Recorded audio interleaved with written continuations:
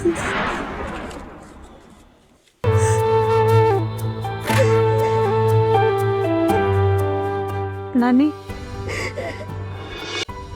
दलाल हो मेरो दाइ।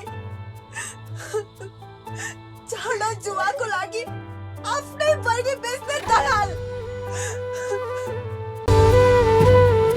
तपाईँलाई थाहा छ मसँग बिहे गराइदिन्छु भनेर दाइले त्यो पर्वतीसँग 2 लाख रुपियाँ लिएको छ अरे। पैसाको लागि आफ्नै बहिनी बेच्दैछ।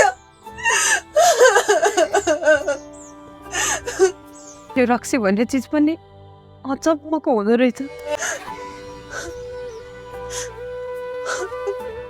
घर परिवार नाता गोता कसैको वास्ता नहुने। तपाईँ चिन्ता नगर्नुहोस् नानी। बाले अघि आएर आमालाई साफ साफ भनिदिइसक्नु भयो तपाईँको बिहे त्यो पर्वतीसँग गराउँदिन भनेर। हो नानी, घरमा सबैलाई थाहा भइसक्यो दाइले पैसा लिएर तपाईँको बिहे त्यो पर्वतीसँग गराइदिन्छु भनेको कुरा। अनि आमाले के भन्नुभयो त? कतै आमा पनि दाइसँग मिलेर? होइन होइन, आमालाई चाहिँ यो कुरा थाहा नै रहेन रहेछ। दाइले जबरजस्ती आमालाई बहिनीको बिहे त्यो पर्वतीसँग गराइदिनुपर्छ भन्नुभएको रहेछ। दाइ घरमा छैन होला होइन? बिहान निस्केदेखि आउनु भएको छैन।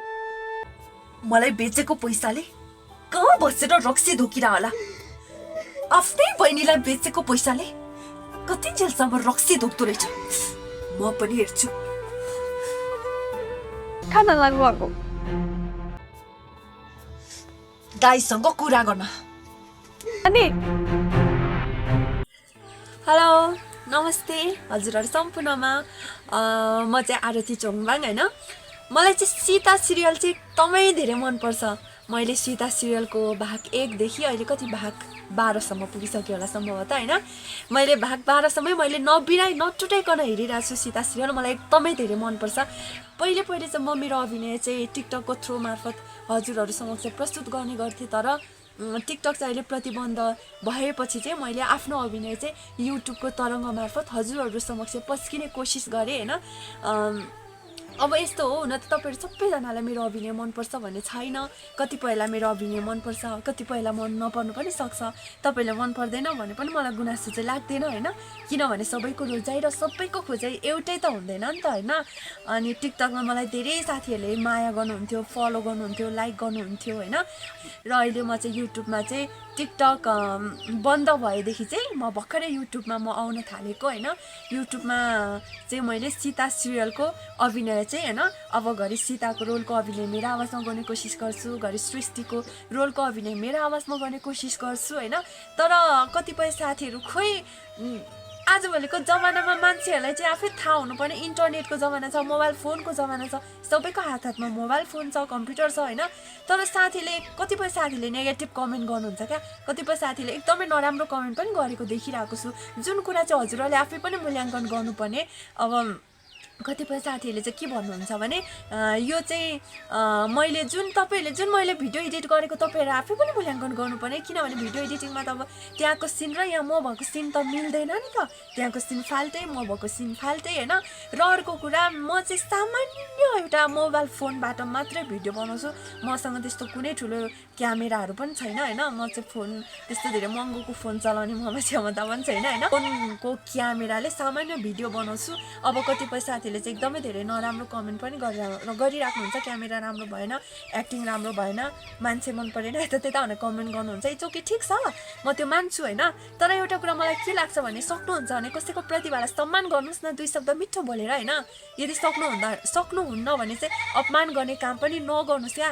म भनेको एउटा सामान्य मान्छे हो। म त्यस्तो कुनै धनी यताउता मसँग कुनै राम्रो मोबाइल फोन पनि छैन, मसँग कुनै राम्रो क्यामेरा पनि छैन।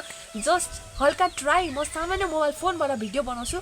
सामान्य मोबाइल फोन सेटबाट म मेरो भिडियो एडिट गर्छु प्लस एक्टिङ गर्छु।